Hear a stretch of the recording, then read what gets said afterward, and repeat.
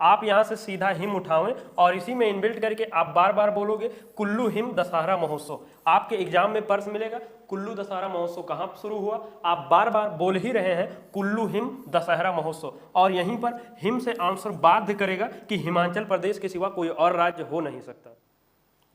बरसों से हताश है, निराश है, सिलेक्शन नहीं हो रहा है, तो अब आप 5G तरीके से अर्थात न्यूटन के फोर्थ लॉ से पढ़े नहीं बल्कि सीधा आंसर याद करें, और आपका सिलेक्शन तभी होगा जब पढ़ा हुआ आंसर याद होगा। नमस्कार, स्वागत है सिलेक्शन महाकुंभ में। आज हम सभी लोग 16 अक्टूबर का करंट अफेयर बड़े ही शानदार तरीके से सीधा याद करेंगे। चलते हैं क्लास में।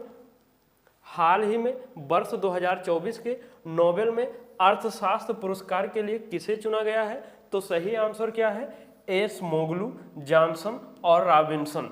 अब देखिए 6 क्षेत्र में दिया जाता है नोबेल पुरस्कार और हर एक में 2-3 लोग को दिया जाता है, तो आप लोग का पढ़े बहुत होंगे लेकिन कंफ्यूजन होगा।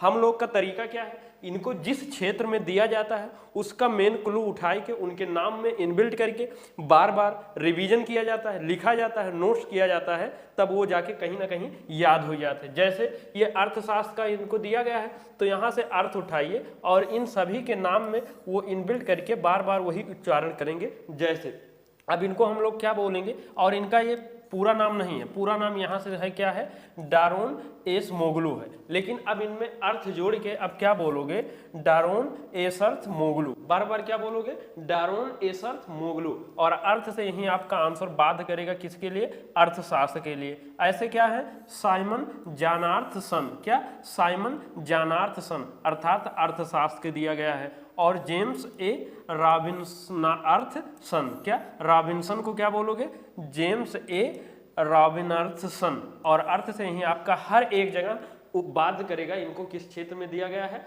अर्थशास्त्र के लिए। अब देखिए ये नोबेल पुरस्कार है, यहाँ से अगले 6 महीने के अंदर आपको हर एक जगह हर एक एग्जाम में एक प्रश्न बनने को बनेगा और दिखेगा, तो आप लोग क्या है अलग अलग याद करेंगे तो भी कठिनाई आएगी, ट्रिक से याद करेंगे तो भी हर एक में आपको समय देना पड़ेगा तभी याद होगा। लेकिन यहाँ पर थोड़ा अलग है, तरीका अलग है। आप क्या करेंगे, एक बार नोट्स बना लेंगे और कम से कम नियर अबाउट 5 से 10 बार रफ में लिख लेंगे, तो वो बार बार कहीं ना कहीं आपको आंसर जब ये ऑप्शन देखेंगे तो ये बाध्य कर देगा कि हमने कुछ ऐसे अर्थ करके उच्चारण किया है। और ये क्या है, किस क्षेत्र के लिए दिया गया है, जो राष्ट्रों की समृद्धि के मध्य अंतर है कि कोई चीज जो योजनाएं आती है लागू कैसे क्या किस तरह से बेहतर किया जाता है, और इकोनॉमिक्स के क्षेत्र का है, तो कहीं ना कहीं इसी सबसे रिलेटेड है। और इसका स्थापना कब, हर एक के नोबेल पुरस्कार अर्थशास्त्र वाला छोड़ के कब दिया जा रहा है, शुरू किया गया है 1901 में, लेकिन ये वाला कब शुरू हुआ था, स्थापना 1968 में हुआ था। पहली बार शुरुआत अर्थात दिया गया था 1869 में, 1969 में दिया गया था। और इस जो सभी पुरस्कार के वितरण क्या है, इस कब किया जाएगा, 10 दिसंबर को किया जाएगा।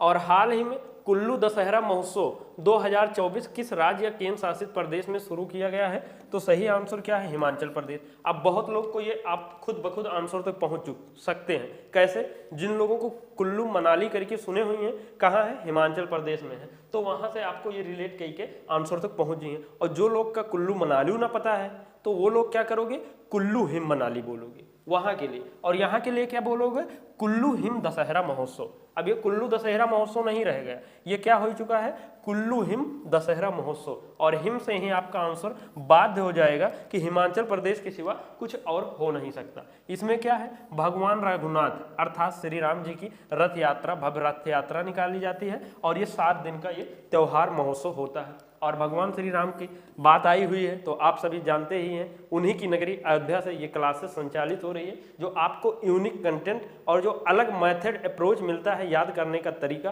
वो कहीं ना कहीं प्रभु श्री राम की कृपा से ही आ रहा है, जो हम दे रहे हैं इसमें हमारा कुछ भी नहीं है।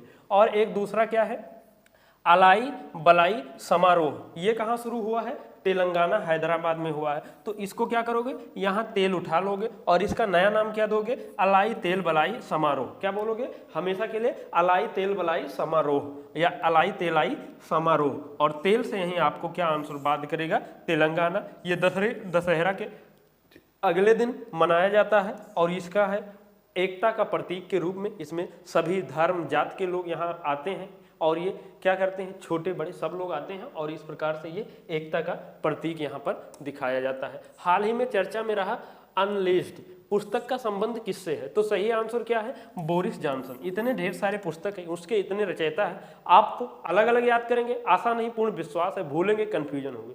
तो जो कोई भी पुस्तक है उसके लिए करना क्या है, उनका नाम उठा के आगे पीछे जैसा जो हो पाए उनका नाम उसी में जोड़ देना है। अब अनलिस्ट, अब ये देखिए इसको आप क्या भर दोगे, अभी तक इतना था ये, अब इसको क्या बोलोगे, अनलिस्ड बोरिस बुक। क्या, जैसे अनलिस्ट पुस्तक के रचयिता का संबंध किससे है, आप इसको अनलिस्ट बोरिस पुस्तक का संबंध क्या बोलोगे, अनलिस्ड बोरिस बुक। और यहीं पर बोरिस जब बार बार बोले रहेंगे तो आंसर निकलेगा बोरिस जॉनसन। ये कौन थे, इंग्लैंड के पूर्व प्रधानमंत्री थे।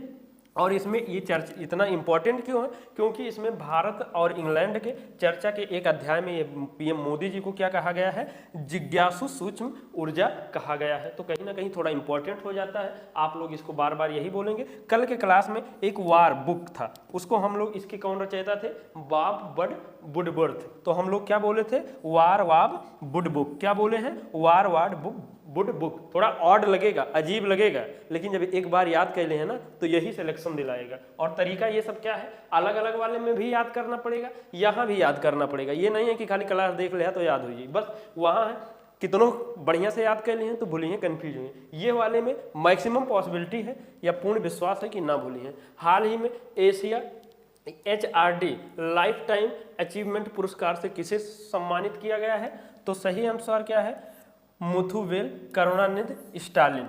अब ये क्या है, तमिलनाडु के सीएम है।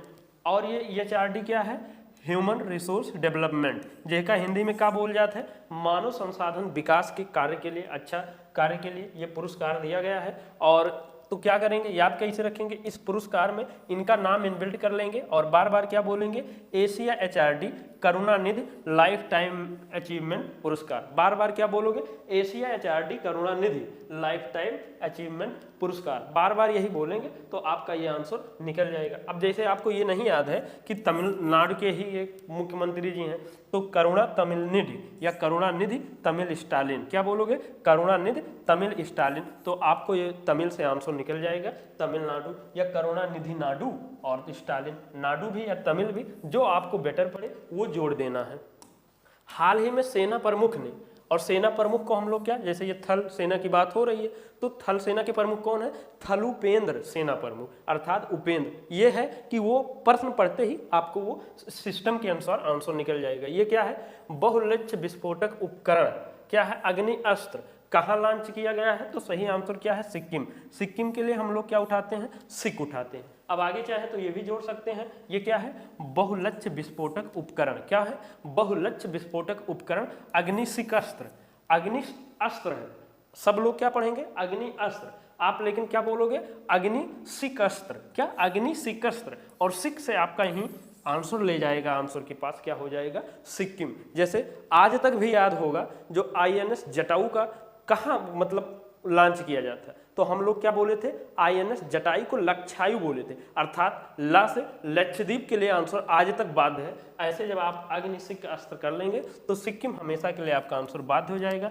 लॉन्च कहाँ, सिक्किम गंगटोक में, किसने किया, थल सेना प्रमुख उपेंद्र द्विवेदी जी ने। और ये बहुलक्ष्य को और बंकर को भी नष्ट कर सकता है, मैन पोर्टेबल है, इतना सा है, आप ओका उठाए ले जाए सकत है, मैन पोर्टेबल का मतलब यही होता है। और हाल ही में ITU WTSA 2024 सम्मेलन कहाँ पर आरंभ हुआ है, तो ये सही आंसर क्या है, नई दिल्ली।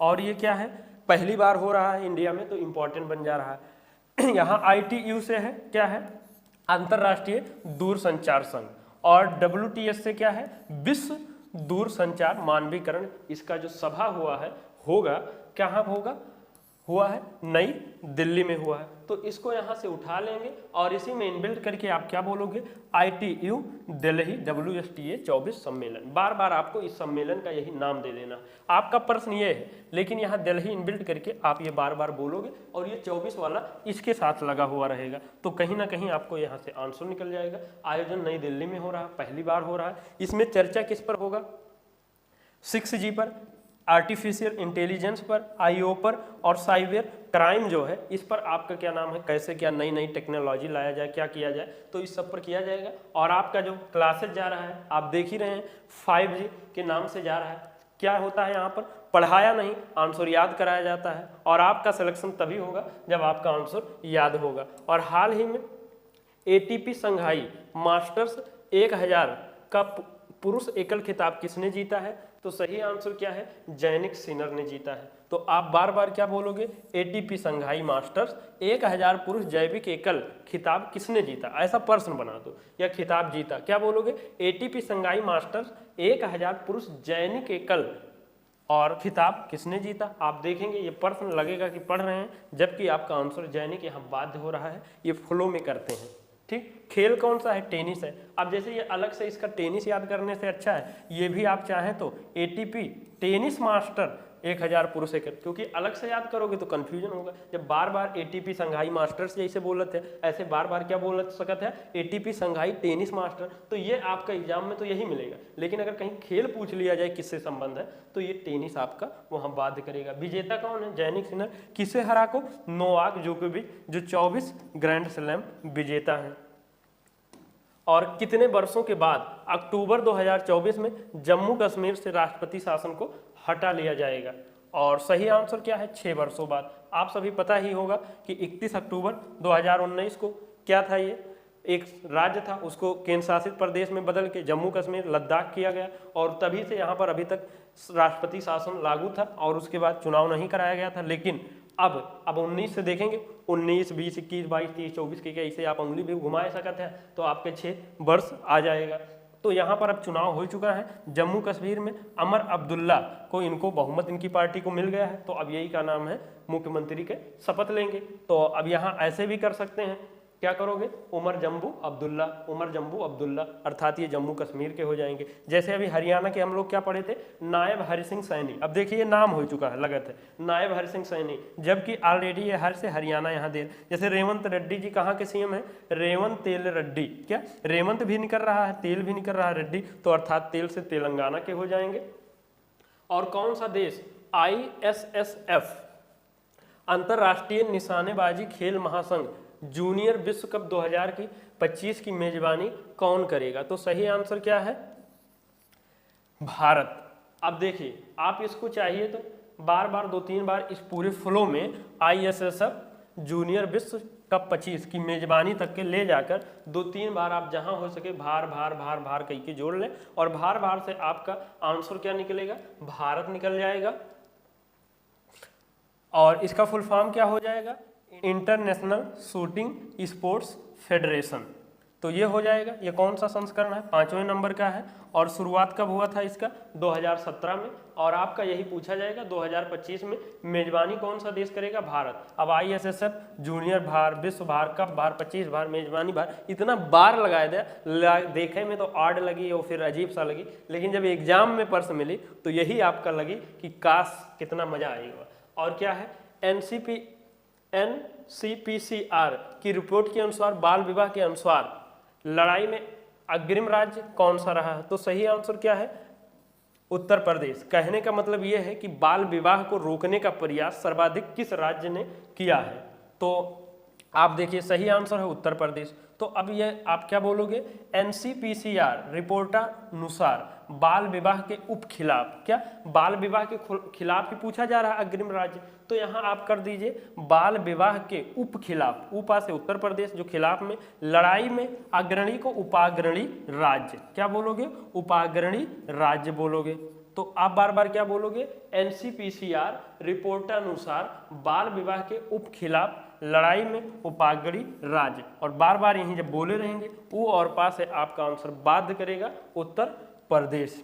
अब इसका फुल फॉर्म क्या है, राष्ट्रीय बाल अधिकार संरक्षण आयोग। ये रिपोर्ट किस वर्ष का है, 2023-24 का है। पहले नंबर पर कौन है, प्रयास सर्वाधिक कौन कर रहा है, उत्तर प्रदेश कर रहा है, दूसरा ओडिशा। मतलब रोकने का प्रयास कि बाल विवाह कम से कम हो, उनका विकास हो शिक्षा में, हर एक क्षेत्र में। और सर्वाधिक बाल विवाह हुआ कहाँ है, ताजा रिपोर्ट के अनुसार सही आंसर क्या है, कर्नाटक में सबसे ज्यादा हुआ है।